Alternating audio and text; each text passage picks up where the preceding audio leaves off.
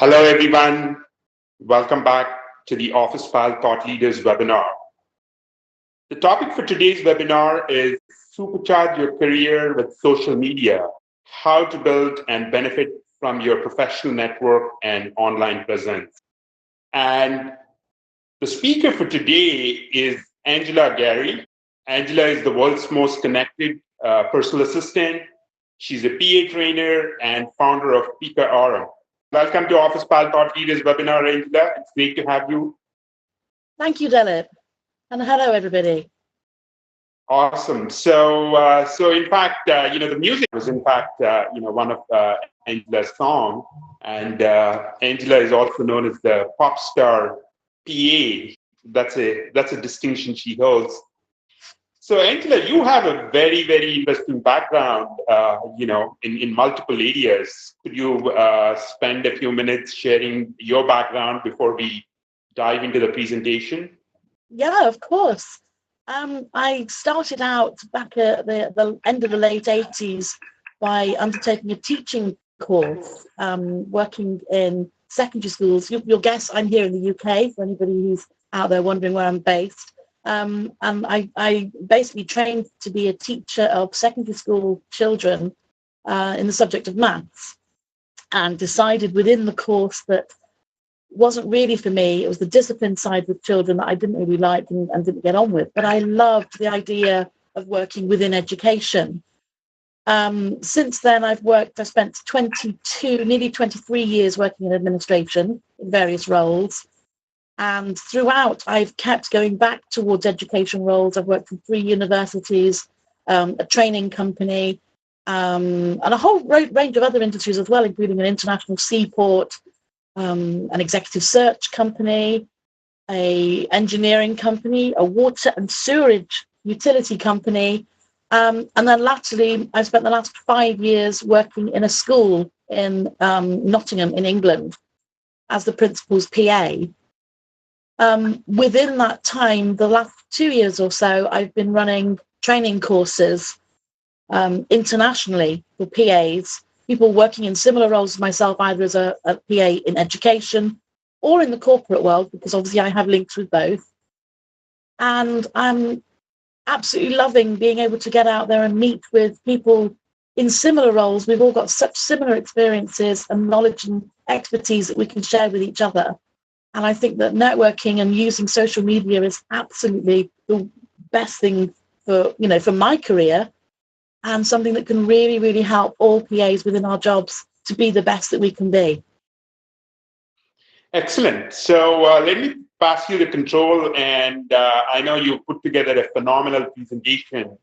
And, I'm sure the community is eagerly looking forward to getting some of your advice, tips, and golden nuggets on how to build their professional network and online presence. Okay, thank you first of all, Delip, for inviting me to be working with OfficePal and doing this webinar. It's a first for me to be globally sending my message out, through this sort of medium, which is fantastic. So I've looked at, as you suggested, the topic of using social media and thinking it's a huge topic. It's not something that we can necessarily cover just in 1 hour, but I'm going to try and do what I can to talk about my take on what social media has done for me and what I hopefully have done for social media. I think social media has pretty much changed my career. It's changed my life, definitely. It's allowing me to do an awful lot of fantastic things. But first off, we need to start off with looking at thinking, what exactly is social media? We've got so many different types of websites out there that allow people to communicate with each other. I'm looking at the list at the moment of the top 15 across the world, starting with Facebook. The vast majority seem to be social networking in terms of connecting with friends, connecting with people that have similar interests, connecting with family, and sharing information in a friendly way.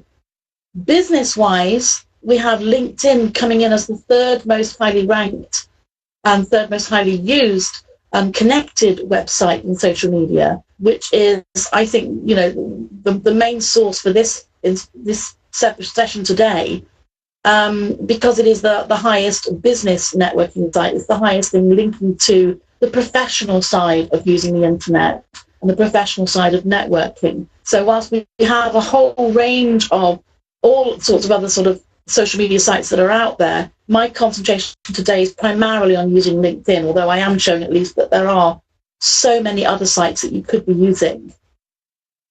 There have been, over the years, business networks growing up in terms of organizations to allow people to meet face-to-face. Within Europe, we have the European Management Assistance Group. And I know across America, there's the IAAP for admin professionals. We've got PAFPA, FSA in South Africa, and a whole range of other sites where people can network by email and network in person.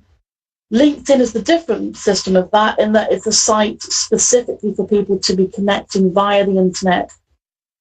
And, you know, any other things that come from that would extend later, but it's not organized through the site. There are no sort of organized links and connections.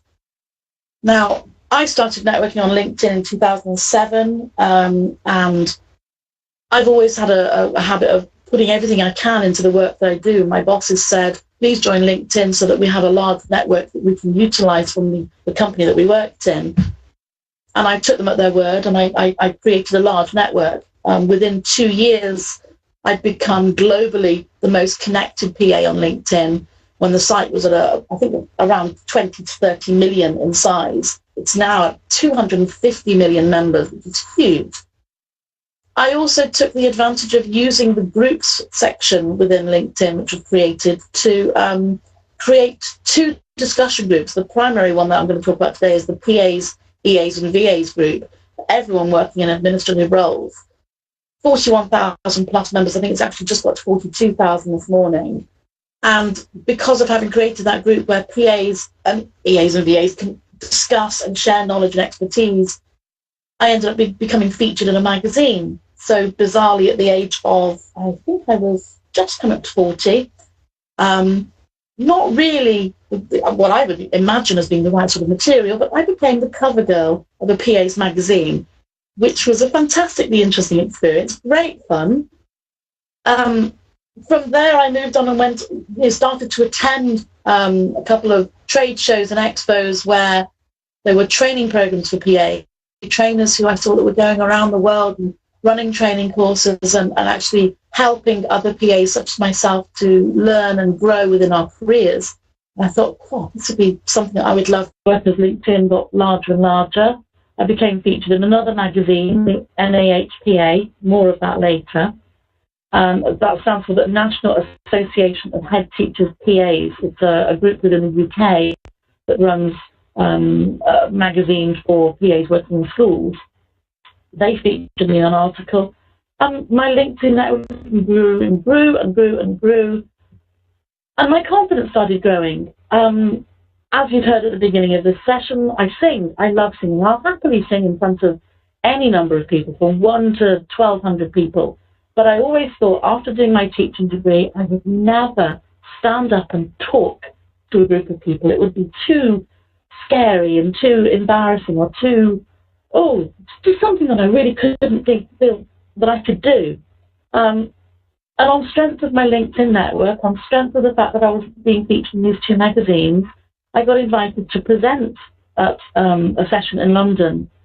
And I was so scared beforehand. I created my presentation. I was very calm. I had the presentation ready on a memory stick. I took it with me. I was very calm. I kept calm. I got to the stage and my knees went to jelly. And I just thought, can I do this?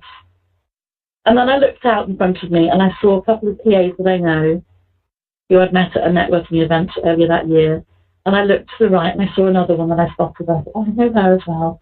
And then I looked at the rest and thought, they're all just like me. They're PAs. It's okay. We're all right. If I go wrong, it's okay. We all know it can be stressful standing up in front of a group. I'm going to do this. I know what I'm talking about. I'm fine. And I went ahead and I spoke to a group of, I think it was around 200 or so PAs in London. And I found that within the first couple of minutes, I'd forgotten about my wobbly knee. I wasn't nervous, and I really enjoyed doing it. Oh, this is interesting. I got invited to a show in Dublin, did a thing there. All sorts of fantastic things have happened since then. On screen, been shortlisted for a couple of awards, more articles in magazines, got invited to some fantastic places.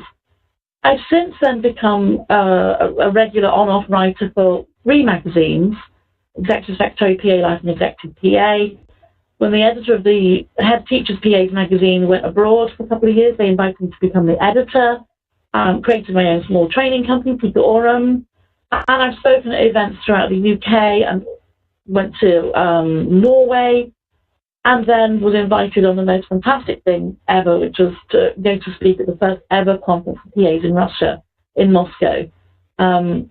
Amazing experience, you know, being able to go to Moscow, meet Russian PAs, and then that led to being invited to Bangkok and Hong Kong. It looks like the most ridiculous list of wish list things that somebody might want to do with their career, to actually go ahead and you know, travel around the world and do these things. And I always thought this would never be me. But it has. It's become me. This is what I'm doing now. LinkedIn has changed my life. Social media has changed my life. Networking has changed my life, because I've now started the plans for a book. I've been out to Johannesburg. I've been to Dubai. You know, my whole world has changed from being a PA at a desk where I thought that the world ended at the edge of my desk. I felt that, you know, my entire working experience, my working life would be centered around the office that I sat in. And I've realized actually there was a whole load more out there. And by linking and connecting with other PAs around the world, I can feel that I'm making a difference, that they're making a difference for my life. But how I'm moving on for now, I have so many things to do. I've actually now just recently left my job of working in a school to actually concentrate on my PA training business full time and to write my book. So I've been given the contract of writing a book that will come out next year. And I'm connecting and building more connections outside in the rest of the world and looking at building more training courses.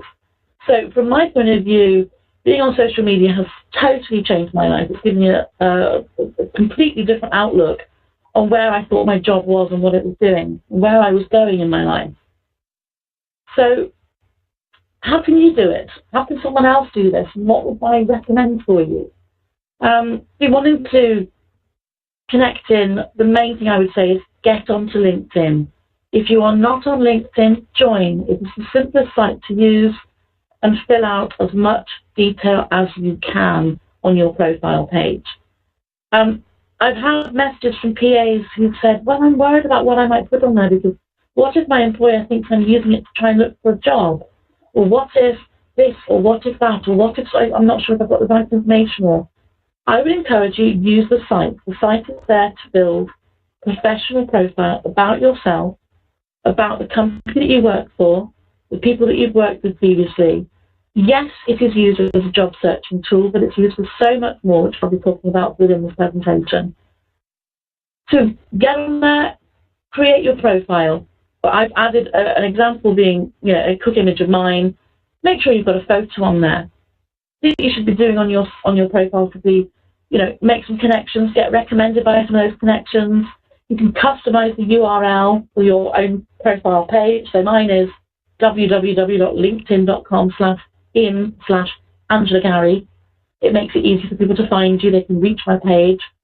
You can recommend the people that you've worked with or you've worked for or who have worked for you.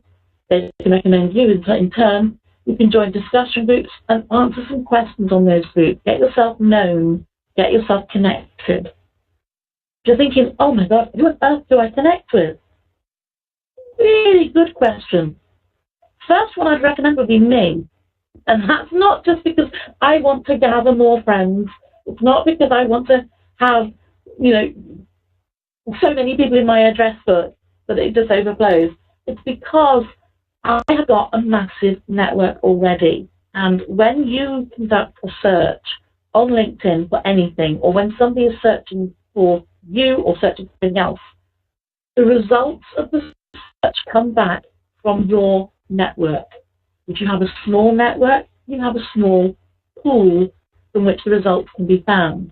If you have a large network, you have so much more reach and grasp to find what you're looking for.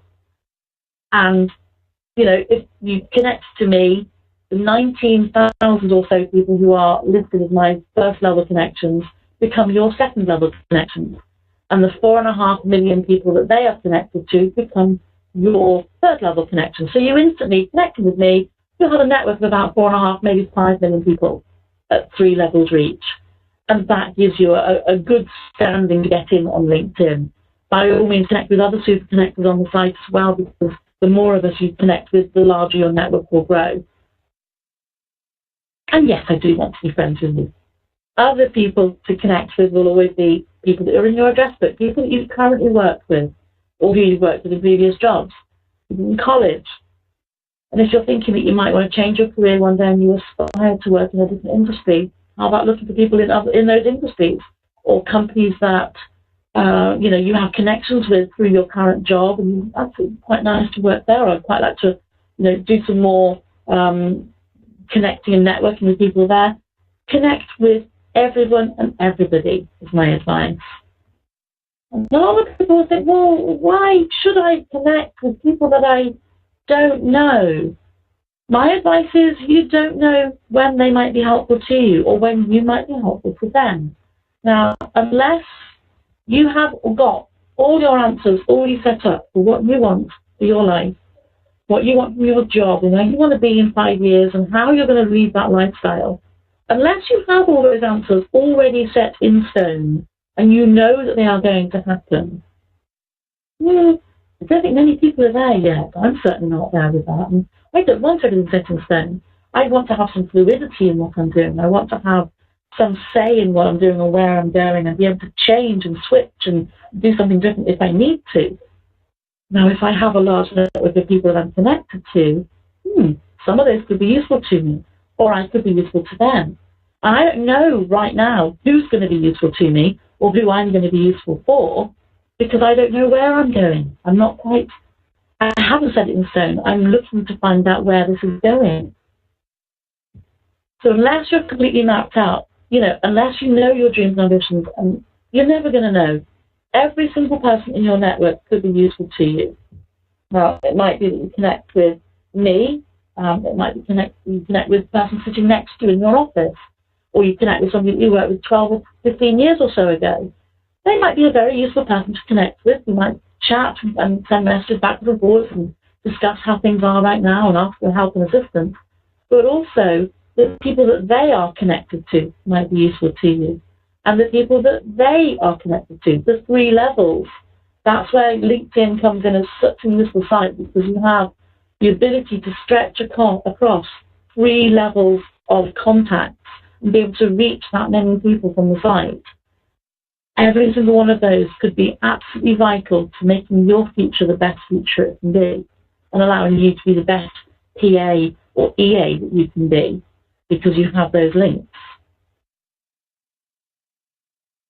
Now, you might say, well, okay, I'm going to do all this connecting, I'm going to build this large network, but what's the point? What's it all for? And I had a discussion about this a good couple of years or so ago with my dad, to be honest. He was saying, well, you know, what are you getting out of this LinkedIn thing? It's nice connecting, but what's actually doing for you, and what are you doing for it? And I said, well, there's so many things that I've done through the networking, through being on social media, through connecting with people, things that I'm proud of, in creating the 2 discussion groups, one for the PAs and EAs and VAs, and also a large group for executive search. Just remember, I joined when I was working in an executive search company. Now, both of those groups, there's over 100,000 people that I've managed to connect together in groups where they can send messages and questions, they can help each other, they can ask each other things, they can recommend people, they can recommend services. All of those 100-something thousand people are joined together in a way that they previously weren't, and that they're able to share knowledge, expertise, and get in connection with each other. I've created that. I'm so excited about that. I've tried to encourage other people to create their own networks in their own companies when they're in a large company, or if you're in a small organisation and you might be perhaps the only PA there, perhaps trying to create a local network with other PAs in other organisations near you, so that you've got a group of PAs that you can call on to assist you with problems or difficulties, or that you can help with other things, and also that you can share a bit of, oh, I was there type feelings with. You know, it can be so hard sometimes, particularly if you're in a solitary role as a PA, the one PA in an organisation, where, yes, it does feel like the world ends at the end of your desk. You can share a bit of how your day's been with another PA who's got an idea of what it's like. And you can meet up with them and you can chat and you can just... It's a feeling of one-ship, but it also then becomes a feeling of twinship and a feeling of knowing with each other that you're actually working in the same role, and it can really, really help on the quiet, dark, grey, wintry days when you're on your own in the office till 6. If you know, oh, there are others like this out there, it's not just me.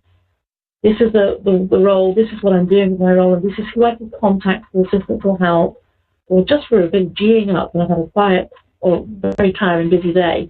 Having a network of other PAs that you can call on is a fantastic boost to your confidence to what you're doing. I've given some mentoring sessions for several PAs in the local area, helping with things like going over their CV with them, or helping them going through change management in their roles where there's been restructuring in their organisations and they've had to reapply for their job, or looking at changing career, or assessing actually, you know, where do they want to go with their jobs, giving some, you know, career coaching, and also looking at helping them out with their coming towards their annual performance reviews. It can be sometimes very, very hard to sit down and remember quite what you've done in the last year. What's your, you know, things that you can put down in your appraisal? What have I gained from social networking? Well, apart from becoming editor of a magazine, that kind of thing. I've had the opportunity to share my experience and knowledge with other people. That has been primarily the most exciting thing. I've discovered that I have a deep-founded respect for what I do. I've got it myself about what I do, but I'm also receiving it from other people about what I do, and I feel it about other people, about what they do.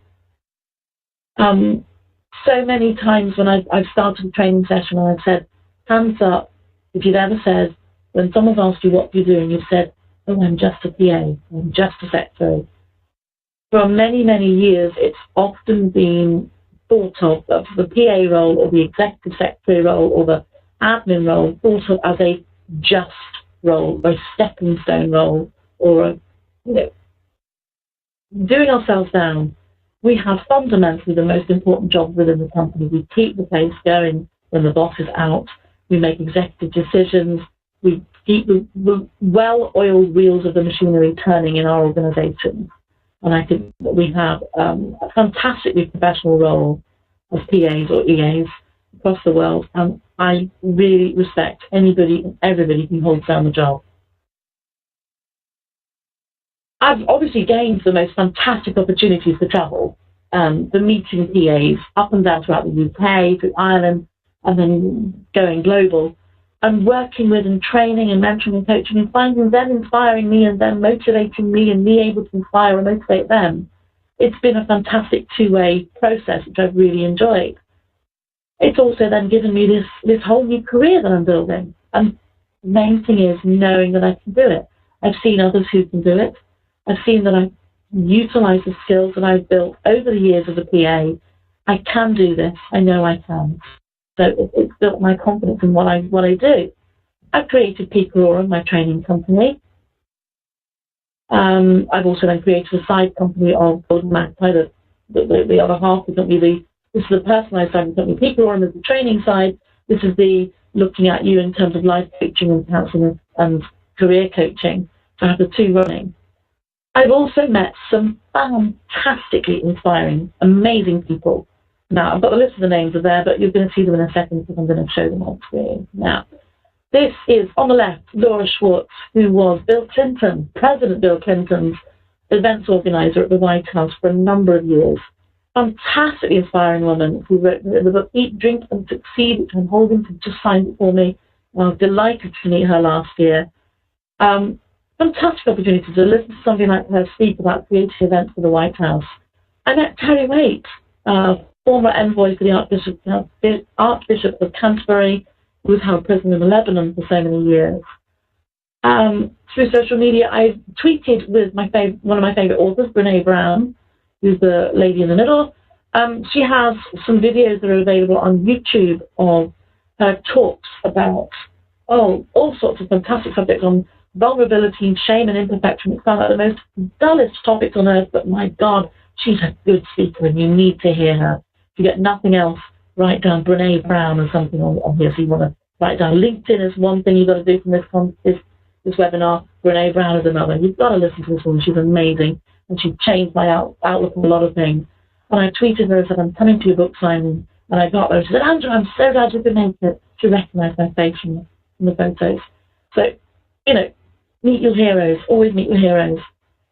And through social media, my proudest moment. Oh my proudest moment. This is me, hundreds of years ago, 1994, big red glasses.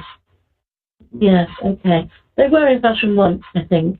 The lady on the right is a singer called Julia Fordham, my favourite singer. I've followed her music since about 1987 when I went to university.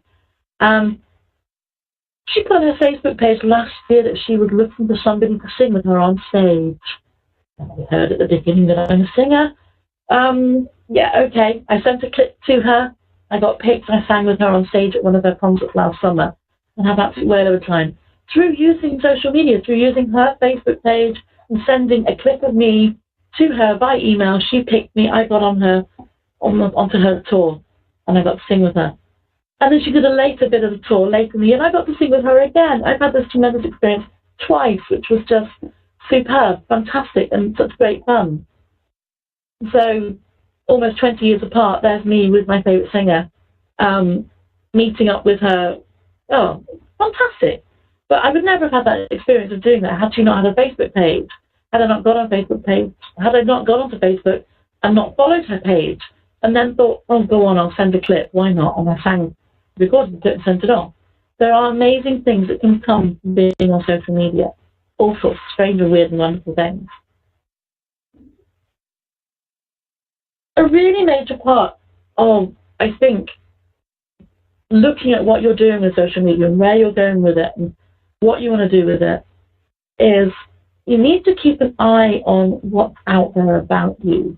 It just sounds strange. You think, well, okay, I know who I am. Why would I need to look at who I am and check what's online about me? If you Google your name, think about it. It's interesting to think what might be available that you don't know about, or what might be there that you've forgotten about, or what might be available that you thought nobody else would see. Google your name. Because if you're going to use social media and social networking and things like LinkedIn to maybe help you with job search for the future, always be conscious that people can find out about you by looking.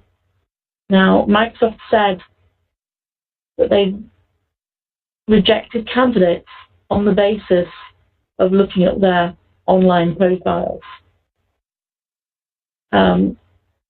So US recruiters looking at, candidates who've applied for a job and then Googling their name and saying, I'm not going to go with that candidate because of what they found online. Several of them said they went, they Googled to look to see if the candidate appeared professional, was a good fit for the company, did they have the qualifications maybe that they claim to have. And a small number said that they use social media as a means of looking for reasons not to hire the candidate. Now, that's only a small number, 12%, but that is still a number. That's a good proportion. 8 or 9 or so said they're looking to find reasons not to hire a candidate. It's important to make sure that you are aware of what's out there about yourself and that you take part in improving what's out there about yourself. Now, a lot of candidates have actually said in a survey that they expected recruiters to maybe check and Google and look up on them. But only a third of them bothered to actually check for themselves what the prospective employer might find out. It's an interesting, prospect for that. If you're going to Google for yourself, note, if you Google Angela Garry, just the 2 words, it comes back with the page includes the word Angela and the word Garry anywhere, separately or together on that page. If you put quotation marks around it, it will look for your name as a phrase, so it will look for you. So it's just a helpful hint when you're searching. Using quotation marks means that you're looking for the name as a full name, as a phrase of two words together, not just two separate words. Because otherwise you could end up with pages about Angela getting married to somebody and their child Garry went to the wedding. You know, if you look for Angela Garry with quotation marks, it looks for pages that talk specifically about a person named Angela Garry. Obviously, you replace your own name in there. I think I don't need to say that. Good things you're looking for about yourself online, or good things to try to demonstrate. If you're on somewhere like LinkedIn and you have a good profile page, please make sure that there are no spelling mistakes on your profile page. I'd encourage you not to use text speak when you're writing things. Don't shorten everything down to that, you know, see you tomorrow, which is a letter C and a U and a TMR. Don't use that anywhere on your social networking on things that you are going to allow public to see. By all means, on your Facebook page, not a problem. Check your privacy settings, if so, to make sure that maybe only your friends can see your updates on Facebook, not necessarily the whole world.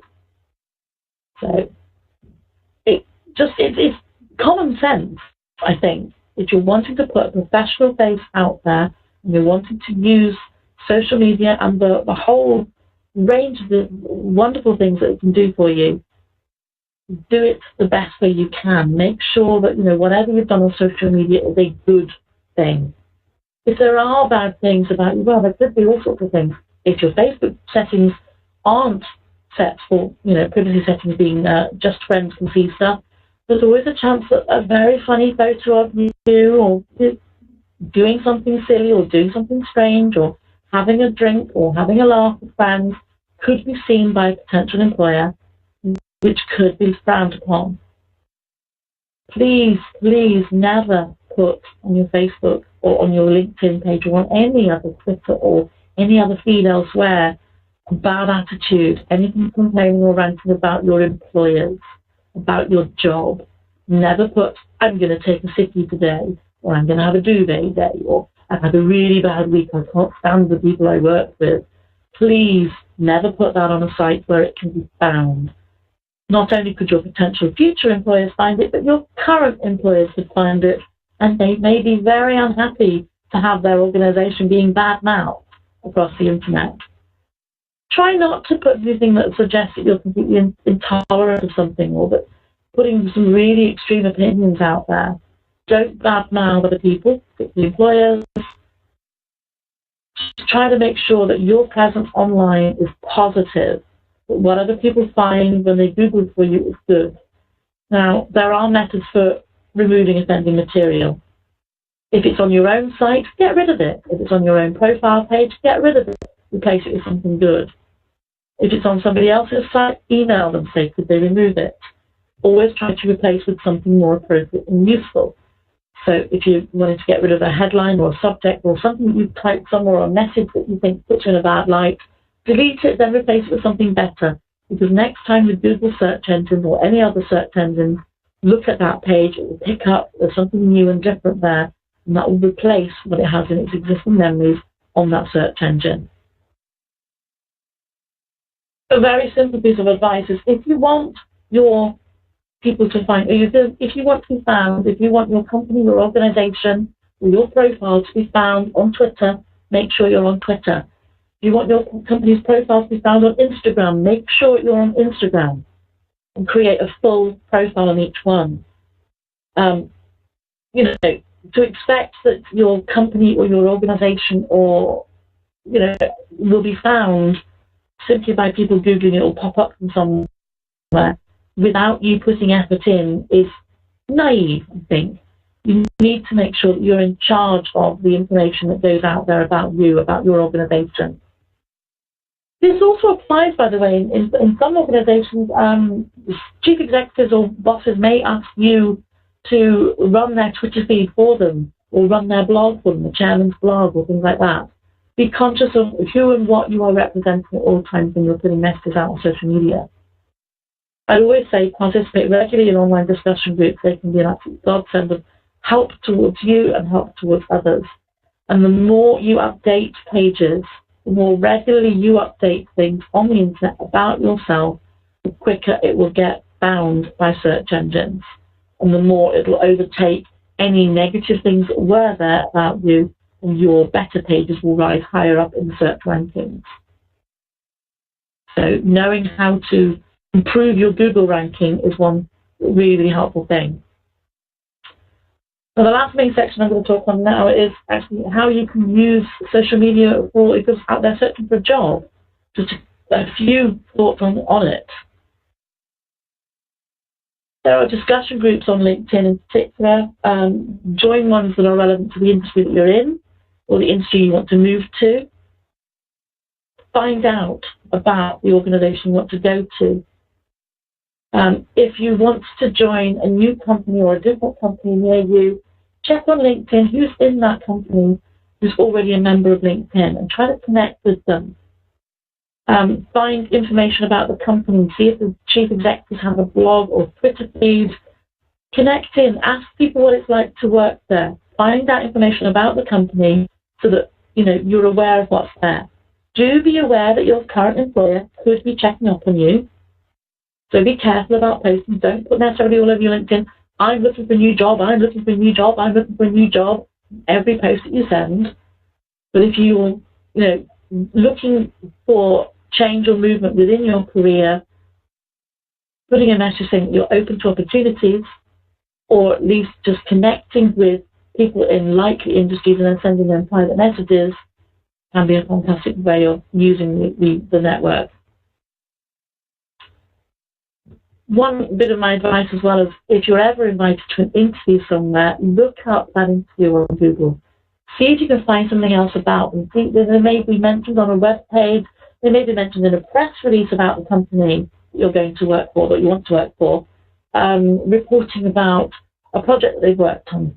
Use that information within your interview to show that you have spent time researching the company. You're more than just the average interviewee. You're interested in the person who's interviewing you, what they've done within their role, how that's affected the organisation. You're showing a real interest in actually being actively part of that company. Do not, however, stalk them. Now, recommendations and testimonials on LinkedIn is a very major section on it, on the site, where you can actually paste a recommendation about somebody and they can send something about you.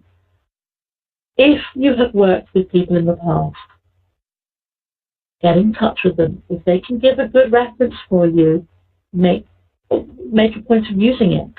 The LinkedIn system allows you to ask people who have worked with you to send a few sentences or a paragraph or a whole page if you wish about you and your working practices. And they can be a godsend. When I applied for my last job working in a school, the last minute or so of the interview, I was asked, okay, you have 60 seconds, tell me why you're the best person for the job. And I turned to the boss and said, no, to be honest, we spent an hour talking about my job, my role, what I've been doing. I think I've done the best I possibly can, but what I'd like to offer you is what other people think about me. And I handed him a printout from my LinkedIn page of recommendations from 20 or so people that I've worked with or worked for in the previous years. And he was able to flick through those and read what other people said about me. And I think that was a real major part of helping me get the job, because using LinkedIn for that, for getting open recommendations and testimonials from people who can genuinely vouch for who and what you are is absolutely invaluable. By all means, do recommendations back in exchange or reciprocal recommendations for people that you've worked with and people you work for, and people giving services to your company. Always praise people who are deserving of it. There is one thing I would say though as a don't is LinkedIn is huge, the internet is huge. I have a massive network. I do receive messages from time to time from people within that network that are people that, frankly, I've never met. I've never worked with them. I've never spoken with them. I've never emailed them before. We have connected merely through LinkedIn as connections to help our network grow larger and larger. And I have been connected and contacted sometimes by some of them saying, would you write a recommendation for me? And I've always said, no. I will only write recommendations for people that I have working knowledge of, people that I have met or worked with or spoken with by telephone or dealt with or emailed. We have done something. We've had a working connection and a working relationship. Recommendations on LinkedIn should be treated like working references. Employment references should be used appropriately. So I've always said, no, I'm sorry, I won't. And that's fine. That's what I will do. So, using LinkedIn is a good way to actually help with job seeking. It's enormous. You can use so many things on the website, quite apart from the fact that the LinkedIn site has a jobs section for you specifically to look for jobs. So that's my take on where I've been with social media and what it's done for me, and hopefully a bit about what I've done for it. The question now is, where really you think you're going to let social media take you? So I would like to, at that point, I think, hand back the ball to Delip to say, would you like to continue from here? If anybody has any questions or would like to ask something further. That's great. So I think that was a very nice for taking the effort to put that together and walk us through. Really appreciate it. We'll now open it up to a few questions. Okay. From the panel. So the first question, Angela, is you have a very nice LinkedIn profile and you have close to 20,000 connections. Mm-hmm. The question is, what motivated you to set up 2 other websites, right? What was lacking in your LinkedIn profile or what was lacking in LinkedIn that motivated you to set up 2 other websites to showcase some of your work? I suppose like any other thing out there, my LinkedIn profile is primarily about me as a person. I think having my own website about the company that I run and the work that I do with those, that's my space giving more information, particularly about those companies and what I can offer and the services I can offer. It also helps with my Google rankings in the fact that I'm mentioned on several sites. I'm mentioned on LinkedIn, which is connected with my People Aurum website, which is connected with my Golden Magpie website, which is connected with my Angela Garry website. And all of those are connected in the same way and giving the same message about who I am and what I'm doing. I've had offers of work coming from people having visited 1 of them, 2 of them, 4, all 4 of them, whatever. I get a lot of offers coming through from people having clicked on my LinkedIn, and they connect with me and then send me an email asking me to go out and do training work with them. But equally, I'm now finding, looking at the stats on my website, that when people are Googling for a PA trainer, because of my LinkedIn presence being so highly networked and highly connected, my People Aurum website comes out highly on Google searches. So I have people who are coming to my website and work offers are coming in that way. I don't think that I should turn around and say, I'm on one social media network, that's enough. I don't think I should ever say, well, that's the only thing I'm going to use. There are so many more things out there. I'm starting to use Twitter a bit more. I'm starting to look at Pinterest. I'm starting to look at how other sites could help and join and mix together. And I would never recommend just do the one thing, because there are so many areas of our audience out there. You don't know how they're going to find you and which way they're going to come to you. So why should I just restrict myself with one site and stop there? Right. Yeah, so that's great. So I think what I'm understanding is, obviously, I think, one of the things I've noticed on your different websites is how well you showcase different aspects of your work, right, on your Pika Aurum and Golden Magpie. So one of the questions that I keep hearing from assistants and admin professionals, and in fact, there have been a few discussions posted on OfficePal as well, is about what's the best way for administrative professionals to showcase their work, right?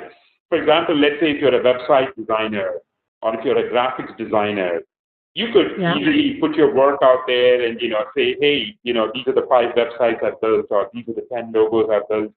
And it's easy for somebody to check out what work they've done and assess how good a person is.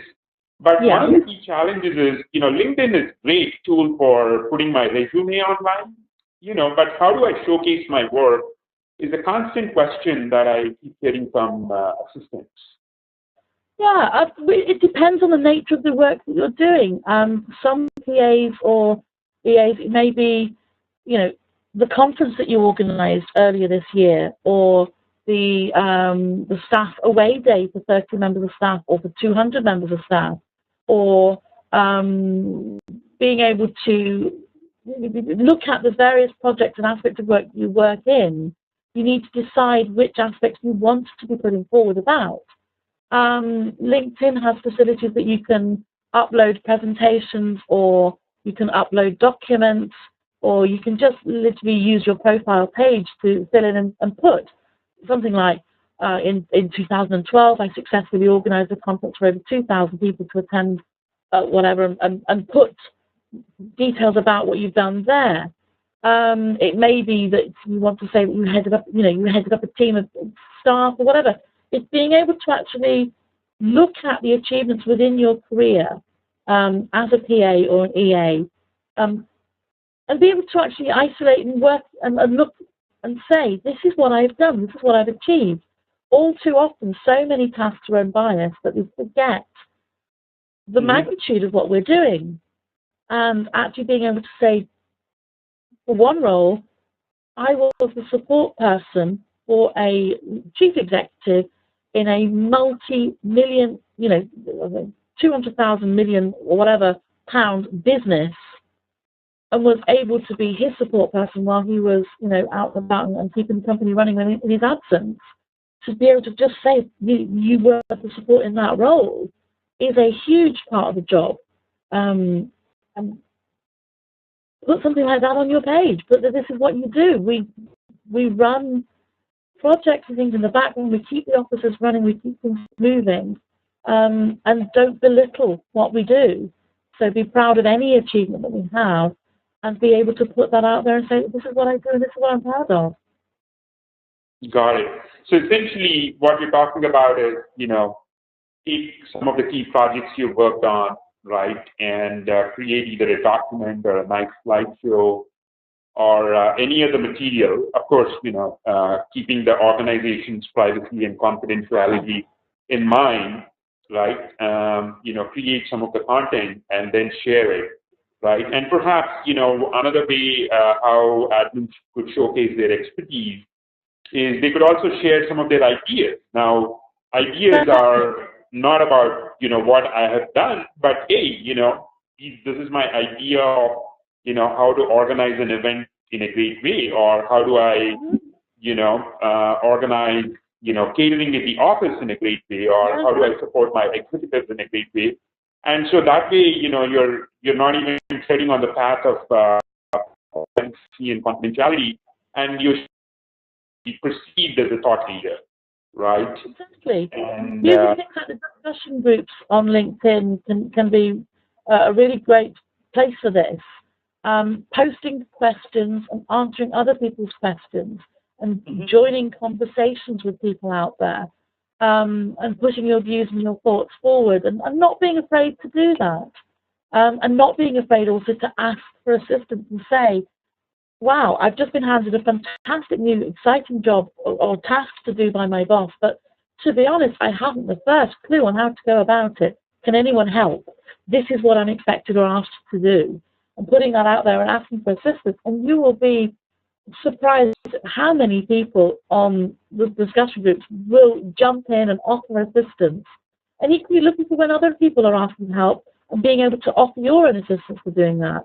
They can be great ways to actually help grow your own confidence in what you're doing, and in your own confidence in your professionalism, and in helping others, and for them to then grow confidence in you. Right. That's great. So so the next question from the audience, perhaps you may have you may have experienced this a lot, being connected to people and also running a group. One of the key challenges on LinkedIn is fake profiles and people trying to start using LinkedIn to spam with their own commercial messages and, for various other purposes. And so how do you deal with such a problem if, if they're trying to connect with you or, for any specific purpose, or if they're joining your group, etc.? How do you deal with that? It's like anywhere in life. You can choose who you connect to, and you can choose who you disconnect from. Mm-hmm. There is always the opportunity on LinkedIn to go to the top of the screen, to click on connections, find that person in your list of connections, and disconnect from them. You can report them to the LinkedIn service desk. Mark them up or flag them up as a spammer, or you can send them a polite message back saying, "I don't appreciate the type of message you're sending me. Please stop." There's a whole range of different levels that you can go to. It's the same as being anywhere. Play nicely, people, and I'll play nicely back. And I will always try to put forward a professional way of doing things. Like I mentioned about people asking me to send a recommendation on them. If I've never met them, never worked with them, how could I possibly recommend them? But I won't just send them back a message saying no. I will send a message saying, "No, I can't put a recommendation for you. I don't believe that that's what the LinkedIn system of recommendations is for. It's for people to be able to recommend people that they have worked with, and you and I have never worked together. So I would ask you please not to do this and not to ask this of other people in the future." I will put a professional response back to them.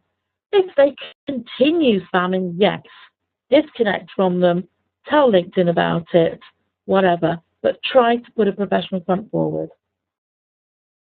Right. Great. So the next question is from someone, whose company has blocked access to social media sites like LinkedIn and Facebook, etc. So what is your view on that? Do you come across people who tell you about their company blocking access to some of these social sites? And what is your view, and how should they go about dealing with that? It would be interesting to find out who the decision maker is in the organization as to who is the person who's decided we're not going to do this, we're not going to allow this. I can quite agree with companies saying we're going to block the social media sites, the friendly sites where, Facebook people might be posting photos of what they did at the weekend and updating their status about what they're going to have for tea tonight, things like that, by all means. But for a company to block a business networking site, I would raise a question and say to the bosses, have you considered that actually we're possibly losing some of the market here? We're not accessing the market. If the company doesn't have its own profile on LinkedIn, if you're not on LinkedIn as a chief executive or as a chairman of this multi-million-pound or multi-million-dollar company or corporation, or this small company that's trying to build, if we don't have a presence on LinkedIn, do you realize that makes us much less searchable, much less findable within places like Google? Do you know that LinkedIn can improve what we're doing and how much it could improve our market share? Talk with them about it. I would always say, if the organization is absolutely adamant, no, you can't use it, then fine. Use it from home if you wish to, or do things, but don't necessarily go against the rules of the company. Don't try and get yourself into trouble over it. But I would always question and say, actually, whilst it might be sensible that we block staff from using social sites, this one's a business site. This could be useful for us for future business. This could be useful for us for future contacts and future, contracts with other organizations, and could make us money. We could be losing money by not being on it. Right. So, how much time do you think is optimal for one to spend on social media without overdoing it? How much time do you have? Nobody has spare time these days. Um, Creating a profile page on LinkedIn. If you go in and join the website and start creating a profile page, you could spend an hour or so doing that. Sending in a list of your contacts' email addresses to connect with them onto LinkedIn, you could spend half an hour on that. Searching on LinkedIn for similar people or groups, you could spend days on. You can spend however much time you want to. I'm not recommending go and sit down and spend the next 3 weeks full-time, solidly, sitting at a computer, building your LinkedIn and build a network. Things take time. It took me, several weeks of having a go on LinkedIn and looking around it to find out what it was about and what it could do, and give me the idea of, actually, this is quite good, it could be useful, yes, I'd like to do more with this. But it took 2 years of building my network to become the most connected on there. And that was at a point when the website was a lot smaller than it is now, with a lot fewer members. Fortunately, I've been able to maintain that. It's kind of snowballed, and more people connect to me now on the strength that I am one of the super connectors on the site. You don't necessarily need an absolutely massive network, but if you're connected with a couple of people who have massive networks, that will add into your network numbers, as I've already explained. Spend reasonable time on it. I'm not going to say more than that. I don't know what some people think of as reasonable. But if you're thinking about wanting to build your career, change your career, move your career forward, if you are thinking about yourself as a professional, you owe it to yourself to make sure you have a professional profile on LinkedIn. Work out how much time you need to expend on that yourself. I think it's the easiest thing I can say. Mm-hmm. Got it. And so a number of people from the audience would like to connect with you. And so what's the best way to connect with you on LinkedIn? www.linkedin.com/in/Angela Garry, hit connect. Mm-hmm. So I think for some of them, by name and find me. Yeah, probably some of them may need your email ID because you may not be in their second degree connection. Okay, if they scroll to the bottom of my page on LinkedIn in the reasons to connect, there's a very final section on my connection page. My email address is in there. It's listed as Angela Garry at peakoforum.com or Angela Garry at yahoo.ie. Both will work. But it's actually on my page. Scroll down and it's there. Google for me. You will always be able to find me on anywhere on Google. Find my email address, plug them into LinkedIn, and it will work. And I will accept every invitation I get. I always do. Fantastic. Fantastic. So, all right, Angela, thank you very much for taking the time to join this session all the way from UK. We appreciate your time and the valuable tips you've shared, and we'll share this deck of slides with OfficePal community via OfficePal, and also we'll have this webinar replay available hopefully sometime next week. Okay. And we hope you'll actively participate on OfficePal as well and share some of your tips and advice from time to time. Thank you very much, and thank you to everyone for listening in and watching in. Hope to speak to you. All right. Thank you everyone for joining today's session, and until our next webinar, bye for now. Bye-bye.